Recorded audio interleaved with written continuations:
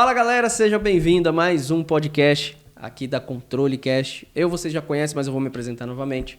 Meu nome é Juliano, sou host aqui desse podcast da Controle.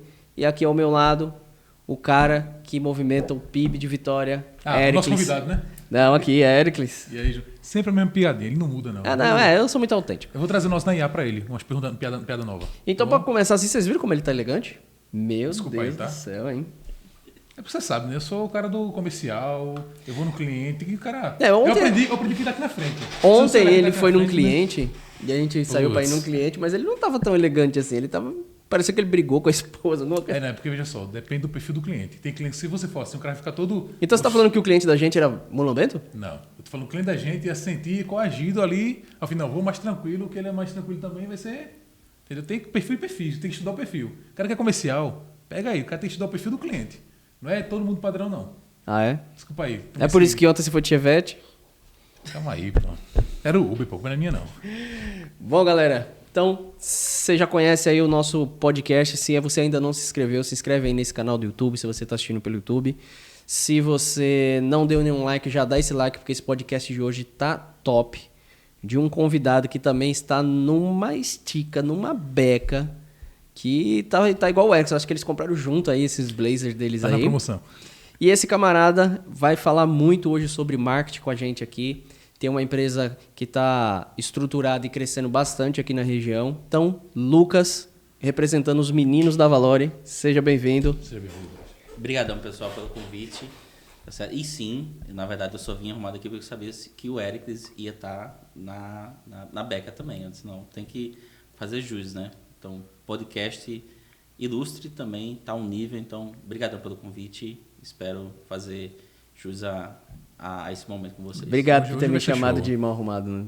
Não, hoje você vê monumento, Ju. Desculpa falar. Eu Né? vim com a camisa da Vivileiro, velho. Pode falar marca aqui no site? Tá Se patrocinando? eles quiserem patrocinar, tá ótimo. Ah, então beleza.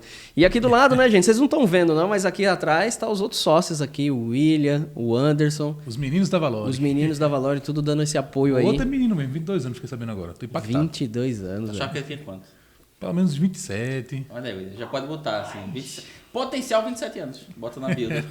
22 anos, empresário, rico, bem novinho. Aí, solteiro ou casado? Como é? Solteiro! Aê. Vocês, meninas. E tem uma menina aqui no escritório, mas deixa para outro papo pra você.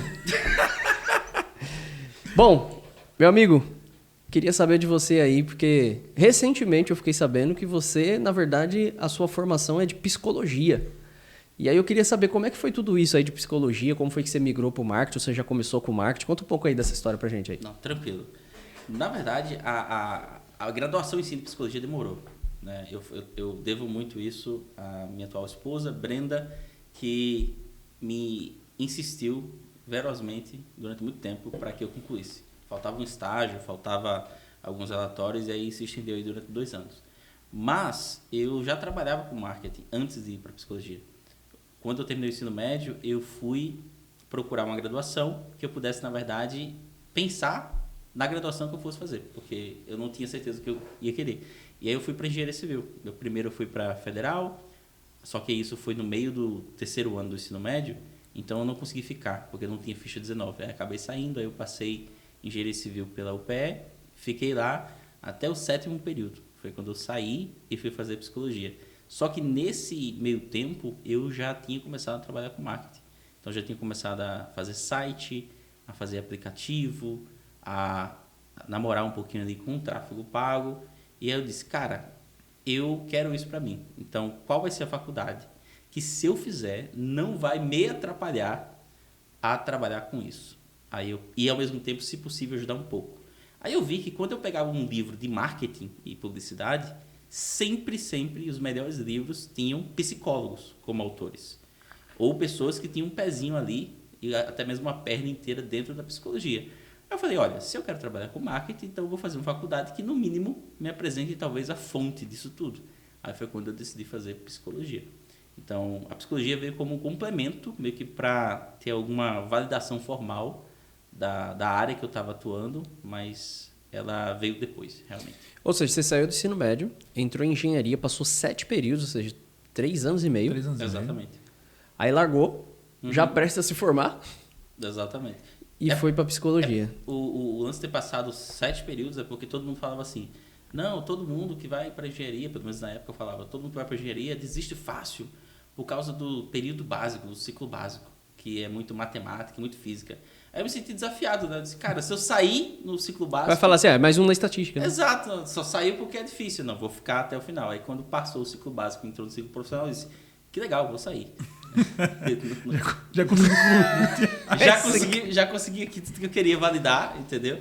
Imagina ficar com esse trauma psicológico até o resto da vida. Só dizer, você não conseguiu ser incompetente. Exatamente. Eu não quis. Exato. Eu não quis engenharia. Exatamente. Porque quem manda na minha vida Sou eu. Eita. Só piada interna aí. Aí vamos botar Quem depois pegou. cortar, botar esse cortezinho lá no YouTube. E nessa época, quando você trabalhava com marketing, você já tinha um nome da empresa? Já era Valori ou tipo... Nope. Na verdade... Contratava o Lucas mesmo? Contratava o Lucas. Na verdade, ter um CNPJ, muito cedo eu tive.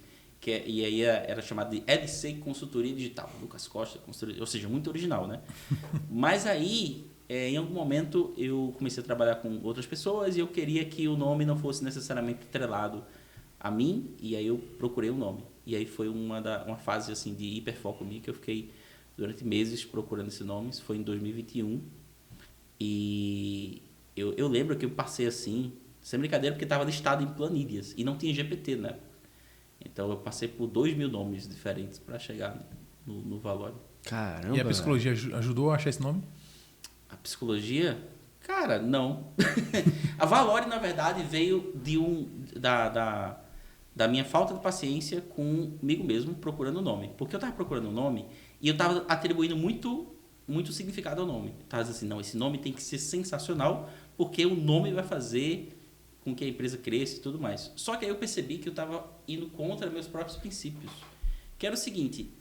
Dentro do marketing, eu não acreditava que você fazer coisinha bonitinha necessariamente ia ajudar a sua empresa a crescer. O que fazia a sua empresa crescer de verdade era um trabalho sério, com estratégia, que trouxesse cliente. Então, eu via que muitas empresas ficavam fazendo firula em vez de trabalhar na captação de clientes para o crescimento. Em outras palavras, elas procuravam valorizar antes de atribuir valor. Ou seja, elas ficavam intensificando algo que, na verdade, elas não sabiam nem o que era. Ou seja, não tinha uma marca por trás e, portanto, o que é que você está intensificando? O que é que você está atribuindo de significado para a sua marca? Aí eu pensei, caramba, realmente, quando eu for me reunir com uma empresa, quando eu for fazer uma consultoria, quando eu tiver um cliente dentro dessa marca, eu quero que a coisa que fique mais visível para ele seja que eu quero agregar valor na vida dele, na empresa dele, e quero que ele agregue comigo nos clientes dele. E aí veio o nome que é valorar, que é o verbo, né, que vem de valor, e aí veio o nome Valori, como imperativo, como a missão da empresa. Valori. Mas essa questão do nome é bem interessante, né? Que quando a gente começou também a controle contábil, aí o Eric virou para mim e falou assim, ó, eu falei, e aí o nome? Aí ele falou, ó, só não quero que seja JH. Eu falei, vamos botar JH Assessoria Contábil, né? Aí, não, esquece isso e tal. E porque a gente botou controle contábil, né? Porque a gente trabalhava com controladoria e a estrutura inicial que a gente colocou dentro do escritório era algo que nenhum escritório faz. E, sinceramente, o que a gente entrega hoje, não estou falando da parte contábil em si, mas dessa parte mais financeira, mais gerencial, praticamente nenhum escritório faz mesmo. Então, assim, quando a gente queria fazer isso, a gente queria mais algo controladoria, né? Entregar para o cara uma parte gerencial controle de ali. custo, finanças. Isso, da empresa do cara do que propriamente a contabilidade. Então, como a gente já trabalhava com isso, daí veio o nome controle contábil, que a gente também não queria o nome, né? Então, você começou a falar aí, eu comecei a lembrar que é um nome muito bom, né? Passa, na verdade, esse imperativo também. Você vai controlar. E o incrível é que a ideia no início era nem ofertar contabilidade. Era controladoria mesmo. Só que o mercado aqui não deixou. E a gente foi, contabilidade. E aí, com a contabilidade, a gente faz o que faz na empresa de vocês. A gente agrega com o controle que é a ideia inicial. Sim. Exatamente. Então, a Valori, ela surgiu o nome em 2021. Exato. Até então, você estava só. Até então, eu tinha alguns parceiros freelancers que me ajudavam com alguns projetos, mas sim, era eu, principalmente. O William, então, tinha 17 anos. O William estava no colégio ainda, estava... Outra vibe, nada a ver. Eu fiz 2 anos, irmão. Mas beleza, vamos embora. Depois você pergunta pra ele como era. Tem que ter um podcast só com ele pra perguntar como era quando o Lucas estava fazendo a Valori. Tá ligado? Do ponto de vista de William. Vocês moravam com os pais de vocês e tal? Quando eu tava montando, a Valore já não morava mais com ele. Você já era casado? Não, Já morava só. exato. Entendeu? Então ele veio depois. Na verdade, teve 2 oportunidades que eu chamei o William para Valore. A primeira, ele veementemente negou. Eu não quero trabalhar com isso, eu quero ser judoca. E a segunda, ele veio, mas veio com condições, né? Na verdade, ele veio, aí eu tava treinando ele para fazer sites. E aí ele tava treinando, então eu falava, faz esse site. Aí o site naturalmente era fictício. Aí ele fazia fazia outro. Eu sei que ele fez alguns sites. Aí teve um momento em que eu peguei uma cliente que ia precisar de um site de verdade. Aí eu falei, olha, faz. Só que ela queria rápido. Eu falei, faz esse site até tipo amanhã, que aí eu consigo vender para ela. Aí ele fez, aí ela pagou e eu paguei ele em cash, em dinheiro vivo. Aí acho que foi esse momento que ele disse, caramba, isso dá dinheiro. Aí ele veio pra Nunca tinha visto tanto dinheiro. Exato, ele veio pra Valore. Aí, caramba. Eu tive 3 horas pra fazer o site. Foi 3 horas? Na minha cabeça era tipo um dia. Marcou na vida dele. Né? Esse aqui foi a virada de chave. Agora me tira uma dúvida. Qual foi a virada de chave de sair como era o nome? LC Consultoria Digital. LC para Valore e quando saiu de Lucas para empresa?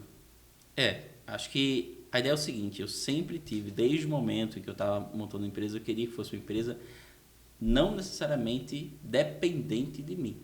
Então eu pensava, cara, se for para ser dependente de mim, é melhor conseguir um trabalho, um emprego em alguma outra empresa. Vai ser tão bom quanto, eu vou empreender, vou crescer ali dentro. Mas eu queria montar uma coisa que eu visse de longe. Eu tivesse pronto em algum momento, eu dissesse, caramba, tá rodando e não depende de mim. Sabe, que eu pudesse atuar ali estrategicamente onde eu quisesse naquele momento, mas não dependesse de mim. Foi aí que eu disse, então não pode ser LC Consultoria Digital, que era o nome que eu estava utilizando, tem que ser Valore. Inclusive, quando foi para Valore, ainda era só eu, né? Só foi o nome, então. Mas foi uma declaração para mim mesmo que, ok, a partir de agora vai ser Valore, então eu vou buscar fazer por onde para que esse nome seja mais forte do que eu. Né? Então o nome Valore tem que ser mais forte do que o nome Lucas Costa. Que top, velho. É interessante essa... Você tinha quantos anos nessa época? 25? Não, o Valore, quanto tempo atrás? 21 foi 4. Oi? 21 faz 4 anos. 4 anos, né? Eu tenho 24. 28 hoje. 24 anos e você tem essa mentalidade, né? De ver o negócio de fora, né? Porque a grande maioria das pessoas, não quando começa, né? Às vezes, até agora, assim, depois de 30 anos de negócio, não se vê longe do negócio, ou vendo o negócio dele de longe funcionar. Não longe do negócio, mas vendo o negócio dele de longe não precisa dele para funcionar. Exatamente. Ele não tem ali vamos dizer assim, o que a gente costuma falar, um trabalho ativo, né? E sim um trabalho passivo. Eu acho que teve um momento específico que me ajudou a ver isso me ajudou a ver uma realidade paralela na qual isso não acontecesse. Que foi quando... Porque eu estava pegando alguns clientes e aí foi no momento em que eu estava pegando inclusive clientes de fora de Vitória de Santo Antão. Aí eu lembro que na época eu peguei um cliente, pensa, em 2021, o cliente estava me pagando 4 mil por mês, tá ligado? E tinha outros. Ou seja, eu lembro que por mês eu estava tirando tipo uns 10 mil. Aí eu fiz assim, caramba, 10 mil, bastante. E tipo, sem ninguém, então era só eu. E aí só que foi numa época, ao mesmo tempo que eu estava praticamente sem dormir. Entendeu? Então... Porque você trabalhava muito pra Eu trabalhava muito, então... Eu acordava de manhã, acordava já com notebook, assim, tá ligado? Era tudo do home office também, não tinha nenhuma rotina. Era de domingo a domingo. E eu falei, caramba, tá muito legal, mas eu não consigo ficar com isso. Não é meu estilo. Talvez seja o estilo de alguém, mas não era o meu estilo. Eu não quero ficar assim. Então, foi nesse momento que eu estava super saturado com bons clientes, inclusive, que eu disse, apesar de ter bons clientes, não vale a pena para mim. Eu prefiro ganhar menos e aumentando aos poucos a minha fatia. Estruturar e tá mais... E o pensamento correto. Eu tô falando assim, muita coisa que a gente vai falando e vai relembrando, né? E teve um tempo que só era o Juliano, e a gente começou a fechar muito contrato e como a gente trabalhava home office, então a gente tem essa logística. Eu gosto muito de trabalhar à noite, então pegar a noite primeiro era ótimo, de manhã eu era mais preguiçoso. Sim. E ele era o contrário. E aí você falava uma coisa com ele, sai da noite e dormia cedo, já tava dormindo. Eu dizia, pô, você tem que resolver isso agora. Eu continuo dormindo cedo, que agora tem um nome, Lucas. Não é esse não, é meu filho. Não sou eu. E aí, assim, começou um desenho que era só nós dois, e o dinheiro que entrava era dos dois. Tinha a parte que era para a empresa, claro, mas era nós dois. E aí a gente teve uma mentoria que a gente fez, eu comentei até com o William hoje, foi a primeira que a gente fez, e o cara falou assim, ó, vocês podem ficar faturando aí 20 mil, 10 para cada, no caso era, acho que 8 para cada, ainda ficava para a empresa lá um pouquinho. Que tinha sistema, então. Isso. E você pode pegar um carro bom, ter uma casa boa, mas você não vai ter qualidade de vida nenhuma. Eu mesmo. Tu lembra disso aí? Lembro. Então você vai ficar sem qualidade de vida nenhuma, ou traz pessoas para o seu time, treina, e você começa a pensar como empresário e fazer seu negócio crescer. Foi quando a gente fez, bicho, a gente tem que contratar uma pessoa. Eu lembro que ele usou porque eu e Eric nem tanto, ele começou a gostar mais depois de mim, mas eu sempre fui apaixonado por carro. Sim. E a gente, na mentoria, a gente comentou, né, que, assim, meu sonho é ter uma BMW e tal. Ele falou assim, pronto, se você continuar do jeito que você tá, daqui a um ano você compra a sua BMW. Mas é a única coisa que você vai comprar. Você vai ficar nisso.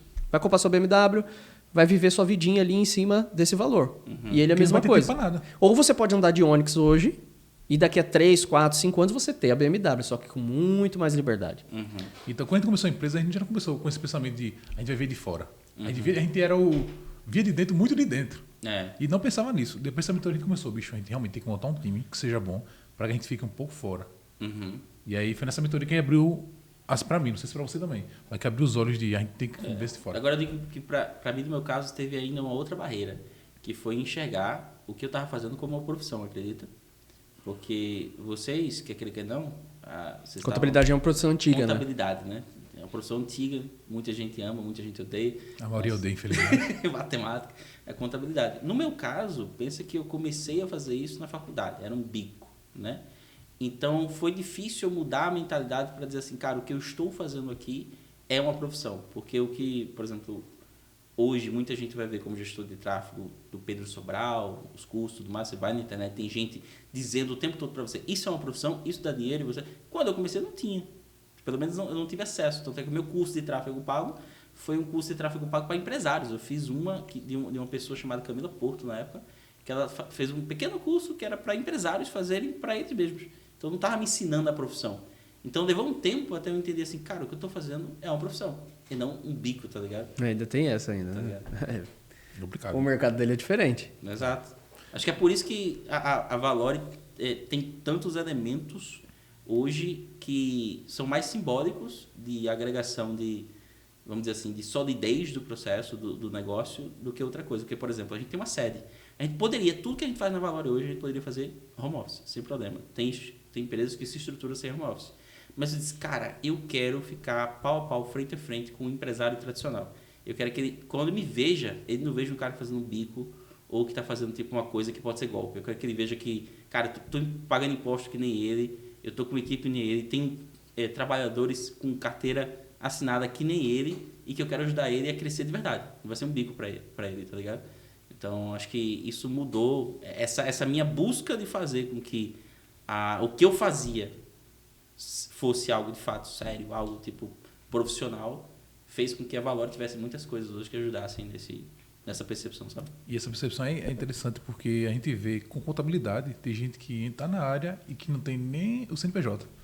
Não mostra esse profissionalismo. E assim, a sua área tem esse... Para a gente também, contabilidade, tem como ser home office. A gente opta por ser presencial pela cultura. A gente quer implantar a questão de futuramente ver empresas mais de fora. Sim. E aí tem que ter pessoas aqui que... Mas no seu caso, contabilidade, o comum é isso que a gente tem hoje. Que é o pessoal que a gente sabe que tem para fazer fora o home office, mas o comum mas na tua área não. E é muito interessante como tu tem essa virada de chave de não, tem que ser aqui. Eu tenho que mostrar que eu sou empresário igual o cara que está chegando. Sim. Muito massa, velho. O que eu achei legal, eu acho que a psicologia deve ter ajudado você nisso. Porque você falou assim, pô, eu tava ganhando 10 mil, né? Pra mim, na época, era uma boa grana e tal. Mas eu tava trabalhando de domingo a domingo e eu parei e falei assim, não, isso aqui tá legal, mas não é pra mim. Essa frase eu achei interessante porque hoje a gente vê na internet, e aí o pessoal que está assistindo aí deve acompanhar outros empresários, outros mentores e tudo mais na internet, daquela coisa que o cara tem que viver para o trabalho. Tem que se desequilibrar mesmo. Tem que fazer... Workaholic, eu acho que fala. Workaholic, não sei o quê. Você tem que desequilibrar mesmo. Você vai ter que deixar sua família de lado durante anos para você crescer seu negócio. Você tem que entrar na banheira de gelo. Você tem que... Né? Não, existe todo... Essa é muito boa. Existe todo o negócio. E beleza, eu acredito que isso funciona para algumas pessoas. Mas não é para todo mundo.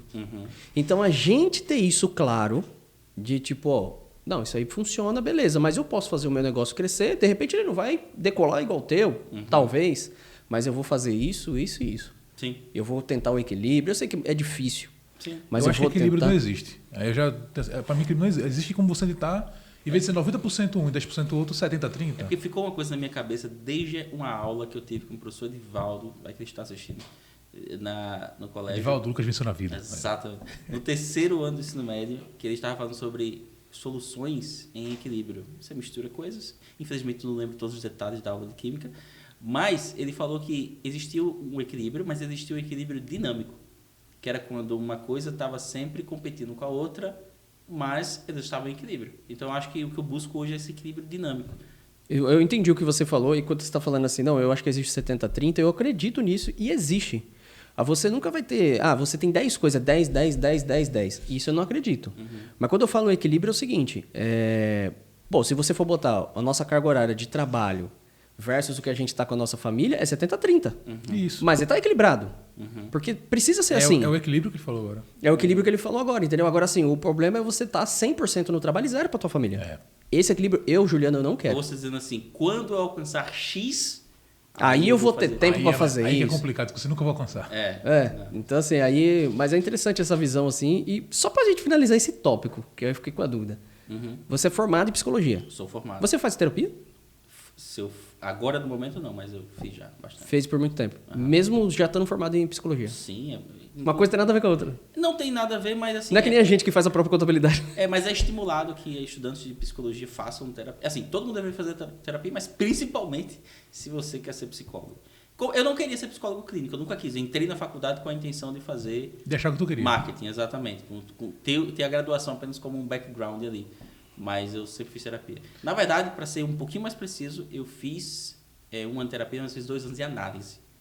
Que era com uma psicanalista, que não necessariamente é psicóloga, é psicanalista. É por isso que você é assim, né? É por isso que ele é... Não, eu disse assim, é brincadeira. Isso ajuda ele no close. Quando a gente negociou com ele, que tu não gostou naquele da reunião... Bolo sem É bom lembrar. É bom lembrar. Que você não gostou dele... É porque eu não falei no começo. Porque quando a gente foi fechar com esse cara uns 3 anos atrás, ele queria vender pra gente, mas ele me tratou tão mal, velho. Não foi assim. Não, ele me tratou de um jeito assim, eu sou meio estranho também. Aí eu falei, velho, não vou fechar com esse cara não, bicho. O cara quer vender pra mim, ainda falou assim comigo, velho. Como assim? Eu lembro que ainda fez assim, ó. Bota no mudo aí, eu botei no mudo, tirei a câmera e falei, meu irmão, bora fechar com os caras. Eu não quero fechar não, ele pode ser bom, mas não gostei disso aqui não. Fiquei, caçamba. Não, eu lembro que era que ainda falou assim, mas vamos fechar, pô. Eu falei, velho, eu não concordo não quero fechar com ele, porque por causa disso. Vamos procurar outro aí cara. Ele pegou e falou assim, então vamos fazer o seguinte, eu tiro do meu salário. Aí depois, só que a gente tem um acordo de que ou um concorda, se os dois concordarem a gente vai, se um não concordar a gente não vai. Aí eu falei, o nosso acordo, ele, é verdade, então deixa pra lá. Não, mas ele ainda se cogitou isso ainda. É uma coisa interessante, porque acho que você está falando de uma, vamos dizer assim, a abordagem do Lucas, negociador do Velho Testamento. Né? Porque... Isso. Teve a mudança? É isso que eu ia perguntar. A psicologia teve algo a ver também com esse Lucas do Velho Testamento, né? Porque eu lembro que tu fazia algumas coisas no comercial, tipo, que a forma que tu fazia, quando eu soube que tu era formado em psicologia, eu fui, ele só fazia isso porque é formado em psicologia. É porque, assim, já outras pessoas que a gente já conversou sobre, falou dessa abordagem. Ele tem um jeito diferente, ele tem um sei o que diferente. Eu falei, ele me tratou assim.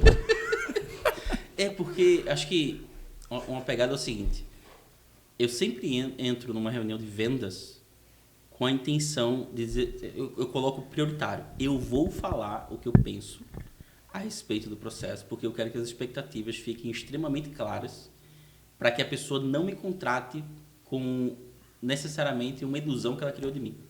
Então, assim, existem escolas, né? Talvez uma coisa que a psicologia me mostrou com muita força para dizer para vocês foi, existem escolas de pensamento, existem maneiras de pensar muito diferentes. Então, dificilmente advogo que o meu jeito é o jeito certo, sabe? Mas é o jeito que, parafraseando eu mesmo um tempo atrás, funcionou para mim. Então, quando eu vou negociar, existem pessoas que vão utilizar muitos gatilhos mentais, quase que scriptado, isso, depois isso, depois isso, depois isso. Existem pessoas que vão vão ter uma personalidade mais palatável, mais assim, amigável, que de repente vira o melhor amigo da pessoa. Eu, com muita facilidade, me transformo numa figura um pouco combativa, porque a pessoa chega para mim com, geralmente, algumas premissas, e se eu notar que não são as premissas que eu acredito, eu vou dizer, olha, está errado. Não é por aí. Aí, nesse momento... Eu achei não por aí que ele fez assim, ó. Eu não quero falar com o Lucas mais não. É nesse momento que entra em conflito. Está errado. Você pode não me contratar, mas está errado. Entendeu? E aí eu mostro pra ele. E aí, às vezes, isso encanta, às vezes atrapalha. Não, esse trabalho demorou 2 anos, tá? Não, 1 ano e meio. Porque a gente foi pra outra empresa, aí a outra empresa não entregou, e ficava essa enrolação. Eu sou o cara do comercial, não entende de marketing, vou dizer, empresa de marketing. Aí eu ficava enchendo o saco, vamos arrumar outra pessoa. Aí voltou de novo o pessoal da Valor e falou, ó, vamos pra essa reunião? Eu não quero ir não, eu já conheço, meu irmão, bora lá. Aí quando chegou, ele chegou armado, não sei se tu lembra. E ele me deu outro fora. Ele falou assim... Outro fora. Ele deu outro fora. Segunda eu não lembro, é segunda. Eu acho que os meninos não estavam, não. Ele deu outro fora, ele pegou e falou assim... Vamos abrir aqui a BM, que fala, né?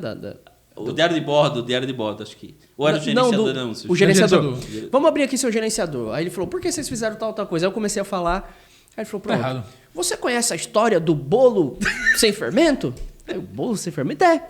É quando a pessoa vende um bolo sem fermento. Ou seja, não tem como o bolo ir pra frente, né? É o que te venderam. Você tava gastando dinheiro, só que é um bolo sem fermento. Fizeram isso e isso, que tá sem fermento, não vai pra frente. Cara, se eu te disser que essa história... Aí eu olhei pra ele, eu falei, puta merda, o que eu tô fazendo aqui? Aí até Eric, na hora que falou assim, putz, Lucas, o Juliano vai levantar e vai embora. Ele pensou. Aconteceu alguma coisa ali que o Juliano não levantou. Mas se eu te disser que essa história do bolo, eu criei ali, né? Porque eu crio muitas metáforas quando eu tô falando pra pessoa. E eu acho que ele tinha falado alguma coisa sobre bolo, né? Foi, que ele falou assim, tem um bolinho aí? Ele perguntou se tem bolinho. Foi. Aí foi quando eu pensei, vou relacionar com bolo.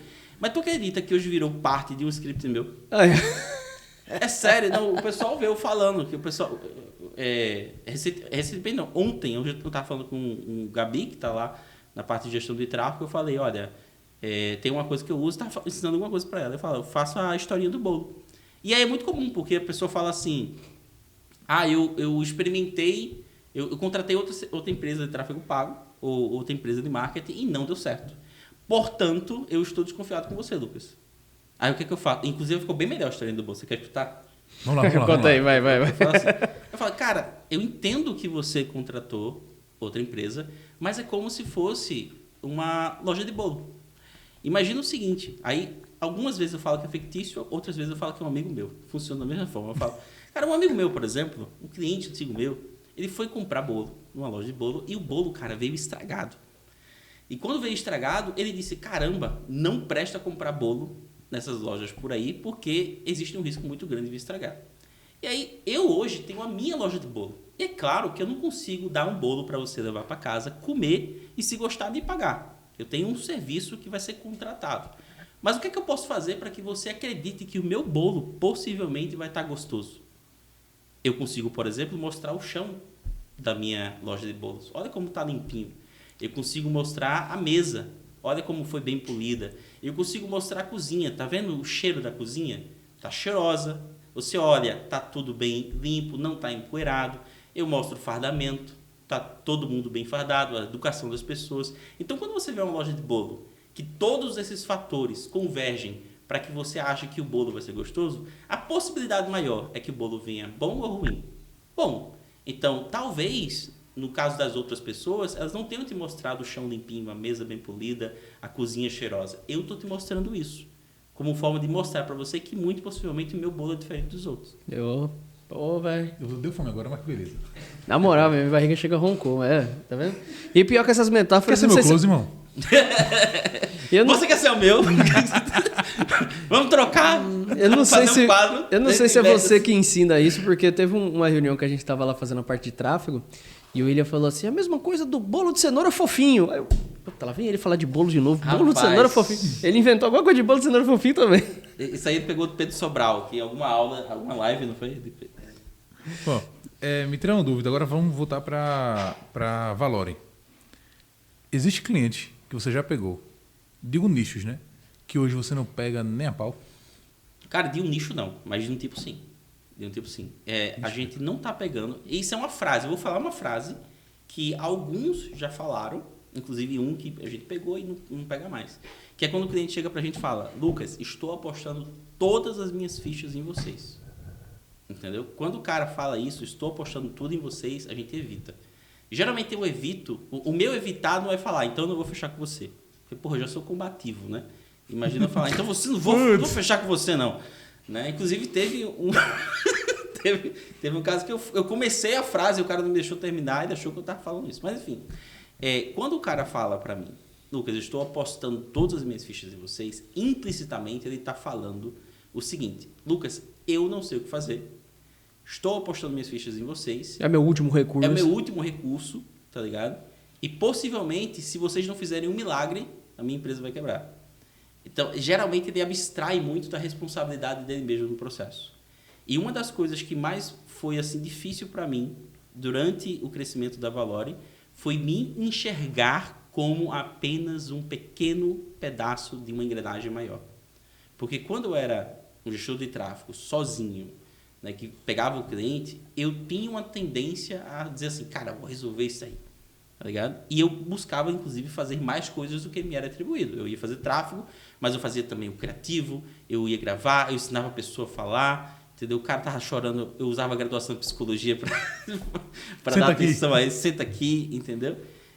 Mas, com o tempo, eu fui percebendo que não importava quanto esforço eu aplicasse, a minha posição ela era apenas uma pequena posição dentro de uma engrenagem maior. Então, o negócio ele não é apenas marketing. O negócio é gestão de pessoas, é gestão de produtos, é oferta, é um monte de outras coisas. Então, quando o cara fala assim, olha, todas as minhas fichas estão em você, já está errado. Tu tem que ter um pouquinho de ficha em mim, sim, mas tem que ter ficha em outras coisas. Como é que está a tua precificação? Como é que está aí teu funcionário? E aquela pessoa que está no comercial que não responde ninguém bem e tu mantém ela porque tu tem um apego a ela. Entendeu? Então, eu evito pegar clientes hoje que estão apostando todas as fichas na gente. Agora, se o cara chega e fala, Lucas, eu quero um parceiro, eu quero alguém que siga com a gente, tipo, eu vou ajudar, vocês vão ajudar, a gente vai construir juntos, esse é o tipo de cliente que a gente busca. Show. Hoje, para você, marketing, ele é para vender ou para branding? Principal. Marketing é venda. É venda. Exato. Assim, marketing, ele tá na escolinha lá de ajudar a vender. Inclusive, quanto mais forte o marketing, mais fácil é a venda. Só que o mundo não é perfeito. Então, o mundo não sendo perfeito, frequentemente você vai querer trabalhar nos dois braços. Você vai intensificar o marketing e intensificar as vendas. Mas você vai notar, quanto mais forte é o seu marketing, mais fácil é a venda. Agora, em algum momento, e esse momento pode ser discutido aqui, você pode querer também investir em branding. Que eu ia perguntar, qual é a grande diferença, assim, de forma resumida? Que branding vem de brand. Branding é marca. Ou seja, é quando você começa a trabalhar a marca. E eu gosto de pensar que marca é gerar confiança. Que é o seguinte, o marketing, como marketing de performance, vai trabalhar em estratégias para que as pessoas, mesmo sem conhecer você, se sintam compelidas a comprar de você. Então, ele vai trabalhar gatilhos mentais, ele vai trabalhar uma copy muito bem orquestrada, ele vai mexer um pouquinho na oferta, aqui e acolá, enquanto que o branding, ele vai falar o seguinte, cara, eu vou fazer a minha marca ser tão forte que a pessoa vai olhar que ela vai vender mim, natural. E ela vai dizer, vou comprar porque é tal marca, entendeu? Ou seja, hoje, inclusive, eu diria que é o que a gente busca para Valore em Vitória de Santo Antão. Porque a marca também fazer branding é muito mais difícil que fazer marketing. Eu pensei que era mais fácil. Pra mim é muito mais Não é difícil. só botar, tipo, 10 outdoor pra rolar, não? Ai, meu Deus! Pera aí!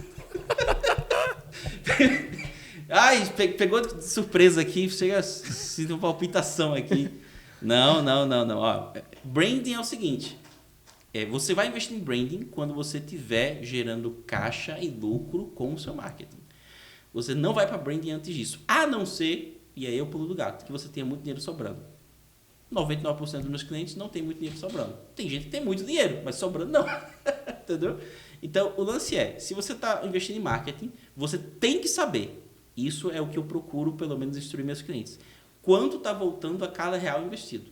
Então, você tem lá um orçamento de R$5.000 de marketing. Está pagando uma equipe, está pagando o tráfego pago, a verba.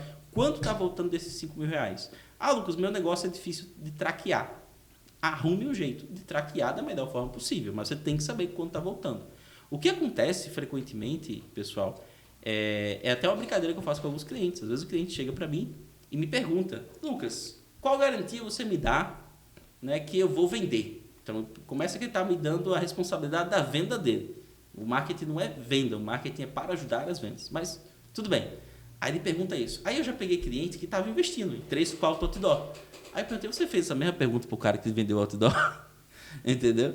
Porque, geralmente, o cara vai investir em outdoor porque ele é mais palpável.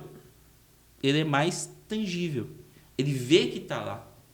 Quando ele vê que está lá, ele esquece de observar outros fatores. Por exemplo, aquele outdoor está me trazendo um retorno? Retorno, é.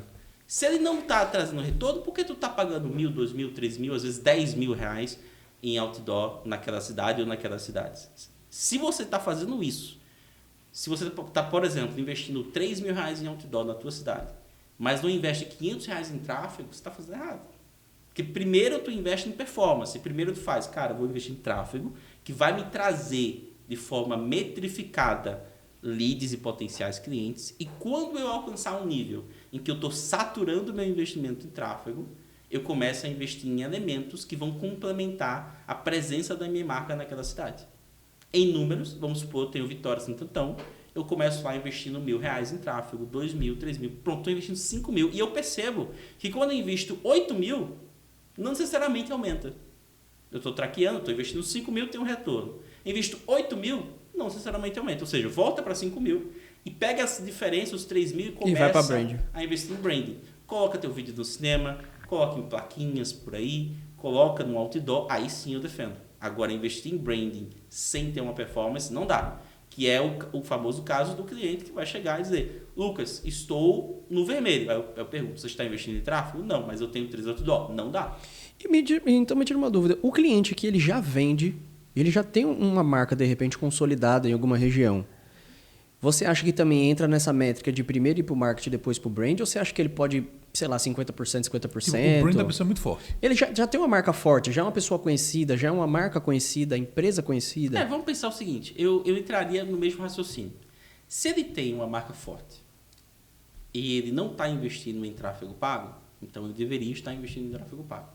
Mas, porventura, ele tem uma marca forte. Que bom! Quer dizer que o tráfego pago vai ser potencializado pela marca forte dele. Certo? Vai ser mais fácil para vender. Mas talvez uma pergunta ainda mais incisiva seja, esse cliente ele deveria parar de investir no branding dele? O branding dele é forte. Ele deveria parar de investir no branding dele e investir agora só em tráfego? Eu acho que não. Porque branding é uma continuidade. Branding você tem que estar martelando sempre. Então, se porventura você já tem uma marca forte, continue investindo. A não ser que, e aí essa é a única exceção, você nota seus números diminuindo. Você nota que você está ficando mais apertado para pagar a folha, você está ficando no vermelho, quem sabe. Se você está ficando no vermelho, aí você vai para... Isso é normal, né? Você está ficando no emergência, o que você faz? Vai para os sistemas essenciais, vai para aquilo que é vital para a tua operação. O que é vital? É gerar demanda. O que é que gera demanda com força? É marketing, não é branding. Entendeu? Eu acho que isso aconteceu... acho que você acompanha o João Adib, né? O pessoal da CIMED lá. E eles investem muito pesado em brand, né? Sim, Até o tênis do cara tem lá. Avião, tudo. Para onde ele vai, ele é a marca, pulseira, não sei o que. Só que recentemente, acho que começo do ano para cá, ele começou a investir muito forte também na Globo, né? Em horário nobre, né? Era do Domingão do Faustão, eu ia falando. É o Domingão com o Hulk agora, né? Sim. E aí voltou aquele negócio que tinha o caminhão do Faustão, agora é o caminhão do João, entendeu? E ele botou tudo isso muito forte. Pergunta, o que ele faz... Só isso aí, ele teve eu achei isso muito inteligente. Teve uma apresentação do técnico da seleção brasileira que ele colocou o nosso CIMED aqui, ó. Todo mundo olhando e ele botou não sei quantos milhões para estar ali. Só com o nome. E ele ainda botou, o CIMED tá na boca do fulano. Do cacete. Então, assim, ele tem essa estrutura muito forte em brand, continua fazendo e tudo mais. Então, se fosse para comparar, isso que ele está fazendo na Globo seria o marketing e o resto era o brand, ou também faz parte do brand dele? Eu vou dizer o seguinte, talvez a primeira coisa que a pessoa que tem que estar assistindo a gente saber é que o jogo do João CIMED, do jogo da CIMED, é diferente do jogo de muitas pessoas que estão assistindo a gente. Então vamos dizer o seguinte, ele não estava quebrando, por exemplo, quando ele começou a investir no branding. Ele tava... Muita gente, quando começa a investir no brand, está com a empresa... Exato. Então, esse é o problema. O brand, Pelo contrário, ele estava decolando, né? Ele estava decolando. Aí ele falou assim, cara, eu quero decolar ainda mais. Aí eu vou começar a investir. Eu quero decolar e deixar rastros. Deixar rastros, exatamente. Eu quero que as pessoas comecem a parar de questionar. Se hoje ainda existe um questionamento... Sobre o genérico, ele vai acabar aqui. Vai acabar aqui, no branding, tá ligado? Então, quando eu vejo ele investindo na Globo, em outros meios mais tradicionais, que geralmente você não vai ver uma rede como a dele investindo, eu ainda enxergo o branding, sabe? É você aparecendo. Agora, claro, ele já está num nível muito grande, onde as coisas vão se misturar bastante. Então, por exemplo, ele consegue hoje pagar um horário nobre e depois avaliar com a equipe dele se teve crescimento das vendas naquele momento do horário nobre. O que muda é isso. Exato. No caso, o que muda do brand para o marketing é se no que eu fiz ali gerou venda na hora. Se sim, marketing. Exato. Se não, branding. Exato, exatamente. Entendi. Por exemplo, eu vi uma pesquisa uma vez que tinha a marca Brastemp. Né? A Brastemp ela fez um marketing geracional. Tem muitas marcas que hoje, pessoas da minha idade, quando vão comprar alguma coisa, elas não sabem exatamente por que explicar, mas se sentem muito mais confortáveis por escolhendo tal marca. Então, Brastemp. Sei lá o que é Brastemp, entendeu? Mas se eu vejo Brastemp é melhor do que se eu vejo um nome que eu não conheço. Na verdade, a Brastemp ela fez um marketing geracional. Ela fez um marketing lá atrás para que pessoas que tivessem a minha idade hoje tivessem mais propensão de comprar a marca dela.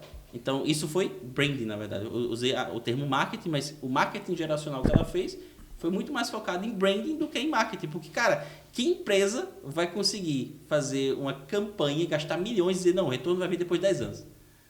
Caramba, entendeu? que cabeça da bichinha, né, velho? Isso é interessante porque isso virou até, não sei, pelo menos aqui no Brasil, né? Isso virou até um dialeto, né? Quando fala assim, minha mãe tem muito disso. Lá em São Paulo a pessoa fala muito disso. Tipo, eu comprei esse copo aqui. Nossa, que legal. Não é uma Brastemp, mas é bom. É. Ou seja, a Brastemp é o melhor. Sim. E isso faz parte da campanha dela. Voltando assim pra gente, vamos botar uma coisa mais palpável pro pessoal que tá assistindo. Sim. Vamos botar controle. A gente cria marketing de conteúdo. Então, eu crio conteúdo no meu Instagram, Juliano no dele, a gente na controle. E a gente acha que isso pode ser um marketing, mas não necessariamente traz a venda. É brand. Seria isso? Aí você me Pra pergunta, eu deveria continuar, Lucas? Eu falo, não, aí a gente fecha tudo aqui. A gente... Não, a parte de marketing de conteúdo é uma coisinha bem interessante, que é o seguinte. Vamos dizer que é uma ferramenta. O marketing de conteúdo é uma ferramenta. Então, o que a gente vai querer saber é, eu estou fazendo marketing, eu estou fazendo branding. Né? Em outras palavras, o que eu estou fazendo aqui vai me gerar vendas agora ou a curto prazo, ou eu estou fazendo uma coisa que com o tempo talvez gere algum reconhecimento para mim. Hoje, o que eu vejo é que a grande esmagadora maioria de pessoas que produzem conteúdo não está produzindo num nível suficiente a ponto de considerar uma estratégia de branding. Entendeu? Então, branding não é você gravar simplesmente um conteúdo. De repente, você gravar um conteúdo com estratégia muito mais profunda, né? Não necessariamente com equipamentos profissionais, mas com estratégia ali a longo prazo. Então, e constante, né? Constante. Eu vou enxergar o marketing de conteúdo hoje, dentro da nossa ótica na Valore, como tráfego orgânico. Ou seja, é uma maneira gratuita que você tem hoje, por meio das redes sociais, de ter alcance também além do tráfego pago. E preferencialmente, se você fizer marketing de conteúdo corretamente, com pessoas muito mais qualificadas. Porque elas vieram organicamente. Então, hoje, uma coisa é vocês, da Controle Contábil, fazerem um anúncio e dizer, olha, se você está procurando uma empresa de contabilidade, clica aqui. Outra coisa é a pessoa assistir 30 minutos de um podcast de vocês e depois entrar em contato. Aí, vamos lá. Tem como vocês controlarem exatamente quantas pessoas vão entrar em contato após assistirem 30 minutos do podcast da Controle Contábil? Não. Mas é uma coisa que vai se solidificando. O que dá para vocês fazerem é metrificarem quantas pessoas vocês estão alcançando a cada momento e utilizarem o tráfego pago para potencializar o tráfego orgânico que esse conteúdo do podcast está gerando. Ou seja, tem que ser um casamento dos dois. Exato, um casamento. Por isso que eu vou chamar de tráfego orgânico com tráfego pago. São duas coisas. Agora, eu não colocaria ainda na caixinha do branding. Eu colocaria como uma das estratégias de marketing que a gente vai utilizar para vender. Por exemplo, na Valore, quando eu tenho um cliente que produz bom conteúdo, ou até quando não produz contrato com a gente vai produzir conteúdo, a gente tem a distribuição paga de conteúdo. Que é o seguinte, eu hoje não defendo que você espere o conteúdo alcançar pessoas. Eu digo assim, cara, cria uma distribuição paga, um funil pago de conteúdo. Você vai pegar seus conteúdos topo de funil e mandar para o público que vai se interessar por aqueles conteúdos. Depois eu pego um conteúdo meio de funil e mando a partir dos anúncios patrocinados para quem viu aqueles primeiros conteúdos. Aí depois eu pego um conteúdo de oferta e mando para quem viu os outros dois. Então eu estou fazendo um público assistir diferentes camadas do meu conteúdo sem esperar o algoritmo fazer isso por mim. Quando chega no último, já chega já quente. Exato. O conteúdo serve muito para aquecer o meu público. Tanto é que em muitas estratégias de clientes nossos que só tem tráfego, que assim, ele contratou com a gente a estratégia de captação de clientes por meio de tráfego pago, a gente vai utilizar conteúdos específicos gravados só para o tráfego para aquecer o público dele. Vocês hoje, aqui em Vitória, vamos botar Vitória como métrica. Uhum. Vocês com certeza investem em tráfego pago. Com certeza. Mas hoje o brand de vocês, e se vocês fazem, traz também leads? Traz sim. Vamos pensar o seguinte, o branding para a gente, na Valore, ele está localizado, de fato. Então, a gente quer que a marca Valore funcione em Vitória. Na verdade, o nosso objetivo a longo prazo é que a gente talvez nem faça tráfego em Vitória, porque a gente está produzindo conteúdo, faça tráfego só para distribuição do conteúdo, para não esperar o algoritmo distribuir nosso conteúdo, e as pessoas venham até nós, não porque eu estou falando assim, você que é de Vitória Santo Antão, quer captar clientes, clica aqui, e sim porque ela conhece a Valore, e quando ela pensa assim, cara, preciso investir em marketing, ela vai pensar primeiro na Valore. Só que o branding, por ter uma necessidade de ser intensificado, é muito difícil de fazer a nível nacional, por isso que parabéns aí para a CIMED, né, fazendo. Então a gente está falando em Vitória Santo Antão. Então, quando a gente pensa a nível de marca para Valore, a gente fazer o que a gente faz na Valore hoje, a gente está mirando lá na frente. Mas aí, complementa a tua pergunta para eu pegar agora. E aí, assim, qual a ideia, né? Eu sei que você investe em novo a sua venda. Hoje, sei lá, 100%. Quanto é através de branding? Nossa venda, cara, é baixa. Hoje, porque eu vou chamar de branding aquilo que a pessoa está vindo só por causa da marca. O que a gente está notando hoje é o seguinte, é baixa ao nível de ser assim, 5%, 10%. Mas o que a gente está notando é que em Vitória Santo Antão, ou seja, sede da Valore, as nossas métricas estão ficando cada vez mais, vamos assim, a palavra não é misturada, mas elas estão ficando cada vez mais num líquido homogêneo. Então, a pessoa que veio por causa de um anúncio, frequentemente vai dizer, eu acompanho vocês no Instagram. E muitas vezes ela vai falar assim também, e alguém me indicou. Então está muito frequente. Tanto é que a gente teve essa dificuldade em separar as métricas de Vitória Santo Antão e família. Porque a gente falava, o que está dando certo em Vitória? É o anúncio, é a indicação, é o conteúdo? Nossa conclusão, é tudo, é a mescla. E que na nossa defesa assim, de princípio, é o que toda empresa deveria ter, a nível local. E eu estou falando isso porque a gente, como eu falei, né, a gente tem tem cliente, a gente vende produtos para clientes fora da contabilidade, então a gente tem outros produtos, um hub de soluções. E o que a gente não tem, a gente indica. E aí, às vezes, chega um cliente aqui e fala da dor da venda. E eu falo de vocês. Então, o cara fala assim, eu conheço. Aconteceu também, né? Não, e acontece frequentemente. É muito raro eu falar o nome de vocês e o pessoal diz assim, rapaz, eu não conheço esse não. E como é aqui, o pessoal fala, é aqui perto, né? O pessoal já sabe quem é e aonde está. Sim. Só perguntei do brand. E tem casos bem interessantes que o cara sabe quem é a gente há um tempo. Aí, quando a gente bota o anúncio... Aí ele fala assim, que eu sabia que vocês eram há muito tempo, cara, mas eu não vim aqui. Aí quando eu vi o anúncio, eu resolvi vir. Entendeu? Que legal. Então, isso é interessante a gente ver as funções, né? Porque a gente, inclusive, teve um tempo que investiu no cinema. Ficou lá aparecendo. A gente tem plaquinha, onde mostra a equipe da Valore em Vitória Santo Antão. Eu tenho 100% de clareza. Isso não vai me trazer cliente ao ponto de pagar as contas, digamos assim. Pode trazer um ou outro, mas não vai me trazer. O que é que ele está fazendo ali? Ele está fazendo para que quando eu fizer um anúncio, a pessoa não diga, é a primeira vez que eu estou vendo esse cara. Mas que a pessoa diga, caramba, eu já vi esse cara. E inconscientemente ela tem uma sensação... Psicologia. Exato. Inconscientemente ela tem uma sensação muito maior de confiança, sem ela saber. Ela acompanha o cara pelo Instagram e já pensa que sabe tudo desse cara. Eu confio nesse cara, não sei porquê. Entendeu? E aí chega. Top. E quando você falou assim dos empresários, né, que apostam as fichas e tal... a gente sabe que o marketing, tanto o marketing quanto o brand, ele depende muito, para ter resultado final, qual é o resultado final? Uma conversão, ele depende muito da equipe comercial. Vocês têm até alguns, quando vai atender via WhatsApp, vocês têm uns treinamentos. Tem treinamento, tal, né? exato. Isso. Mas assim, no seu ponto de vista, assim, qual o papel da equipe comercial nessa questão...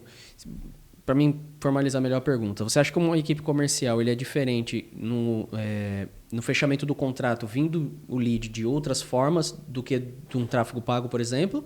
Ou você acha que é a mesma coisa? Tá. Eu tenho uma visão que talvez não seja a mais popular possível. Porque é o seguinte, principalmente em treinamentos de venda, a gente está acostumado... Vê se não é, Eric, vê se você não já viu por aí. Você que está mais perto da área do closer, do vendedor. A gente está acostumado a procurar vendedores salvadores da pátria. Aquele vendedor que, cara, o cara é bom de venda. Muito bom, velho. O cara pega aqui e vende. E existe, eu não vou dizer que não existe. Inclusive o Eric é um desses, entendeu? Olha, brinca. Exato. Eu falei, me dá um aumento. Mas o problema é procurar esse cara. Porque frequentemente esse cara, ele vai ter empregado, muito bem empregado. Ele não vai estar procurando emprego. E se ele não tiver empregado, talvez ele esteja montando até a própria consultoria dele. Então, para mim, o departamento comercial ele é 70% organização e 30% técnica de venda. Ou seja, onde é que o departamento comercial, na visão de Lucas, ele vai se encaixar dentro da empresa. Ele vai se encaixar em ser o mecanismo que vai dar olhos ao marketing, para que o processo comercial resulte em conversões e não apenas em mensagens, não apenas em oportunidades. Então, se eu tenho, por exemplo, um super vendedor lá, fazendo um monte de venda, por exemplo, ele fez 5 vendas na semana, mas ele não me disse por que ele não fez as outras 15, ele recebeu 20 oportunidades, ele fez 5 vendas, mas ele não me disse por que as outras 15 não aconteceu. Eu perguntei, e aí, como foi o contato com as outras 15? Não importa, ou não responde, o marketing vai ficar cego. O marketing não consegue otimizar as campanhas, não consegue otimizar o trabalho, se não sabe o porquê que as vendas que não aconteceram. Então, para mim, a organização é importante por causa disso. Então, se você está procurando algum vendedor ou montar uma equipe comercial, procure menos em cursos de venda e mais em organização. Você tem que ter protocolos. Um gestor ali de equipe. Um gestor de equipe. Por exemplo, você não vai negociar, por exemplo, o tempo de resposta ao lead. Você vai falar nos primeiros 5 minutos com o lead. Você não vai negociar, por exemplo, se tu vai falar com o lead uma vez ou 2 vezes. Você vai falar no mínimo 10 vezes com cada lead que entrar em contato. Você não vai negociar, por exemplo, um feedback para a equipe de marketing. Você vai dar um feedback sobre tudo que está acontecendo. Se isso acontece, a venda, na maioria das vezes, é consequência. Porque até um time de marketing vai poder assessorar da seguinte maneira. Eu sei que o tipo de cliente que está mais vendendo é X. Então, eu vou organizar as campanhas de marketing para trazer mais X. Entendeu? Em vez de eu depender de um vendedor colossal que faça um trabalho de vendas extraordinário, eu vou procurar uma harmonia muito maior entre o time comercial e o time de marketing. Inclusive, eu vou até citar uma referência minha, que é o Conrado Adolfo, que ele fala o que se encaixa perfeitamente aqui. Você não deve procurar pessoas extraordinárias. Você deve procurar processos extraordinários com pessoas comuns. Entendeu? Pessoas, do máximo, boas. Porque aí você tem muito mais controle sobre o que vai acontecer na tua empresa. Isso é interessante porque a galera foca às vezes na venda e não em quem não vendeu. E tipo, a pessoa que não vendeu tem a chave porque você não vendeu, outras pessoas que vêm conseguem vender. Sim. Então, tipo, tem um ciclo. Você consegue desenhar, tipo, a gente conhece clientes que, eu vendo muito, mas vende de todo jeito. Uhum. Não sabe nem, meu preço menor, o mínimo é esse aqui. O cara quer vender. Então, se o mínimo é 500, o cara vai vender por 350. E aí, a gente identificou isso aqui, pegou qual o perfil do cliente que não fecha com a gente, qual o perfil que fecha e que dá outro problema, qual o perfil, a gente começou a desenhar os perfis. Então, o perfil da gente é esse aqui. O cliente que chega, esse aqui, a gente não pode deixar sair. Tem que fechar, não todo jeito, mas tem que fechar com esse cara. Uhum. Esse perfil aqui é o cara que pode sair. Sim. Então, quando você tem esse desenho, você consegue... o perfil ideal, não fechou. Amigo, mas posso trocar ideia contigo? Por que não? E começar a entender. O cara que não fechou o outro aqui, que não é o perfil ideal, é outro problema aí, é outra coisa. Isso aí é técnica de venda ou é mais organização? Para mim, isso é mais organização. Organização, é. Entendeu? E por muito tempo a gente acabou vendendo, não sem organização, com organização, de saber de onde veio e tudo mais, mas vendeu mal. Aconteceu isso com a gente, porque... E a gente aprendeu isso de acordo com a experiência, maturidade e tudo mais, né? Quando eu falo vender mal... com mentorias, né? Que assim, a galera às vezes não quer fazer porque não quer gastar, mas vale muito a pena. Sim. Exatamente. Então, assim, quando eu falo vender mal é no sentido de tipo... Vamos bater... Olhando a meta.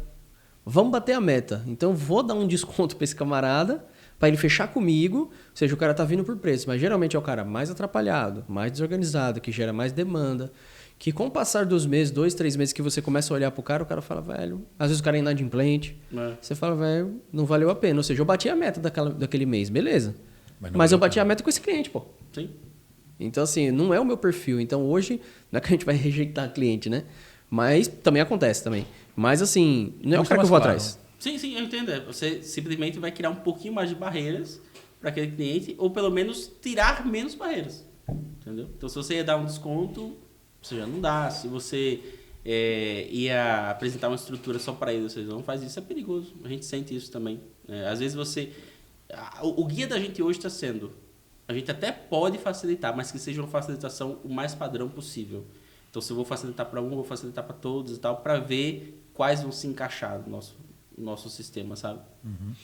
O que a gente também... Só para finalizar esse tópico, o que a gente também percebeu é a questão do posicionamento. Então, assim, o posicionamento tanto o jeito de falar, o jeito de passar informação, o jeito de se vestir, enfim, de forma geral, ele tá elevando o nosso preço, falando de preço mesmo, mas na verdade está entregando mais valor, né? E por isso está elevando mais o preço. E tira aquela coisa do cliente querer chorar preço, barganhar preço. Sim. Porque, por exemplo, essa semana mesmo a gente foi fechar um contrato e falamos tal, papá, ele, tá, mas e aí? Qual o valor? Qual o preço? Aí a gente foi e passou, é tanto. Ele, tá bom, eu já esperava isso mesmo, tá fechado. Mas ele não esperava isso porque ele já pagava isso ou mais. Pelo contrário, ele pagava menos. Tem uma frase que eu uso, a gente até pensou em colocar no corredor e desistiu, talvez a gente volte, que assim, pra gente, o que é valor, já que a empresa se chama valor? Pra gente, valor é quanto o cliente acha que custa antes de saber o preço. Então a ideia é, sempre faça o cliente achar que custa mais do que custa. Mas essa diferença é o valor. Perfeito. Agora sim, para finalizar mesmo. Tem cliente que você mostra 10 valores, mostra que ele tá gastando a mais e ele não fecha. Aconteceu com a gente, viu? De mostrar que o cara vai reduzir 5, 6 mil por mês. Aí, claro, a gente cobra em cima do valor que a gente gera. E o cara dizer, eu vou fechar, mas eu acho que agora não. Segura um pouquinho. Aí depois de 6 meses, isso é um lead, tá quase batendo no tempo de fechamento com a gente. Aí 6 meses depois, pô, vamos fechar agora. Agora aconteceu outro problema com aquela contabilidade, eu vou ajeitar. Mas eu vou voltar. Tá certo, aí eu Sim. Tá nesse briga já vai fazer um ano. Mas vou fechar. Sim, mas aí é que tal. É por isso que você tem que ter uma geração de demanda ativa sempre, né? Para que você não dependa dos clientes difíceis. Sim. Porque até mesmo o cliente bom, ele pode demorar para fechar. Então, eu tenho sempre que tá chegando novas pessoas. Como é que foi... como é que tá essa jornada de vocês aí nesses clientes internacionais? Como é que foi essa aquisição? Pingou no tráfego de vocês? Vocês montaram uma estratégia para captar? Conta pra gente um pouquinho sobre essa Fala da história. gente sobre o sonho americano. The American Way of Life. The American Way of Valore. Cara, primeiro, não foi nossa... Trabalhar com clientes dos Estados Unidos não foi nossa primeira opção. Na verdade, eu tive um parceiro, há um tempo atrás, de negócios, que ele foi para Portugal. E eu falei, cara, você está indo para Portugal? Então, vamos ganhar em euro. Vamos trabalhar lá. E, inclusive, era uma questão que eu tinha, que eu me preocupava. Beleza, a qualquer momento a gente poderia anunciar para Portugal. Então, por que a gente começou a anunciar só quando ele foi lá? Porque as reuniões eram presenciais. Então, eu anunciava, ele respondia e ele fazia reunião presencial. Então, era outra coisa, né? O ponto foi que a moeda de Portugal não é tão forte. Então, na verdade, a pessoa ganha em euro, mas ganha em euro pouco. Ganha pouco. Ganha pouco. Então, a gente não durou muito com essa iniciativa em Portugal. Aí, a gente deixou quieto um tempinho. Aí, depois, a gente ficou sabendo que nos Estados Unidos, existe quase que um padrão de atuação dos brasileiros que vão para lá. Então, tem muito brasileiro que vai para lá e fica atuando em construção. E todos os derivados aí da construção. Vai para o piso, flooring, vai para o teto, roofing, vai para carpintaria, carpentry, e que geralmente eles recebem bem, na verdade, por esse serviço. Eles recebem aí, vamos lá, um serviço basicão vai receber $5.000. Não é nem caro nem barato, é tipo assim, um preço justo. Quando ele recebe muito, vai ser $10.000, $15.000. Ou seja, ele pagar, vamos dizer assim, 2, 3, 4 mil reais a uma agência, tá super em conta para ele, entendeu? Então, foi quando a gente, cara, talvez a gente ir para os Estados Unidos, ter esse braço, seja uma forma da gente aumentar a nossa margem, que é um desafio sempre para a empresa que está crescendo, né? Você vai crescendo, de repente o seu custo operacional aumenta também, então a gente pensou, talvez a gente aumente agora a nossa carteira de clientes com alguns clientes dos Estados Unidos para que a gente tenha uma margem maior e tenha uma folga maior para ter mais lucro, mais caixa, assim por diante. E foi assim que a gente começou a anunciar para lá. A gente já tem clientes lá, que inclusive estão se mostrando até bem estáveis, no sentido de que a gente consegue gerar resultado. Exato. Porque até o resultado é fácil dele ver. Então ele dependia só do boca a boca. De repente ele está recebendo lá 10, 15 clientes interessados para ele toda semana, e se um deles fechar, ele paga a Valore durante 2, 3 meses. Tá ligado? Então para ele está valendo muito a pena. Então a gente tem notado essa experiência e a gente está buscando agora escalar esse processo. Inclusive, é aí que está a nossa consultoria com o Juliano, que a gente quer organizar cada vez mais o nosso financeiro para que a gente note esses números com mais clareza. Show. Me tira uma dúvida. A gente brasileiro paga muito pau pro americano. Não sei se você consegue falar sobre isso, mas o marketing no Brasil e nos Estados Unidos, a gente está muito atrás deles, ou eles estão muito atrás da gente. Como está isso hoje? Cara, eu não sei se eu vou te dar uma resposta definitiva, né? Mas o que é que a gente observa? Primeiro que essa iniciativa que eu citei para vocês, a gente está buscando brasileiros nos Estados Unidos. Mas nesse vai e vem, claro que a gente estudou o mercado americano como um todo. E o que a gente percebeu é que o mercado brasileiro ainda gourmetiza muito o marketing. No sentido de que, se uma empresa investe em marketing digital hoje, é tendência de que essa empresa, na verdade, seja mais estruturada. Pensa comigo, o cara está investindo. Geralmente ele vai dizer, o cara é visionário, o cara tem uma mentalidade mais moderna, o cara está investindo em marketing e tudo mais. Enquanto que lá, um pet shop de esquina vai investir. Tá ligado?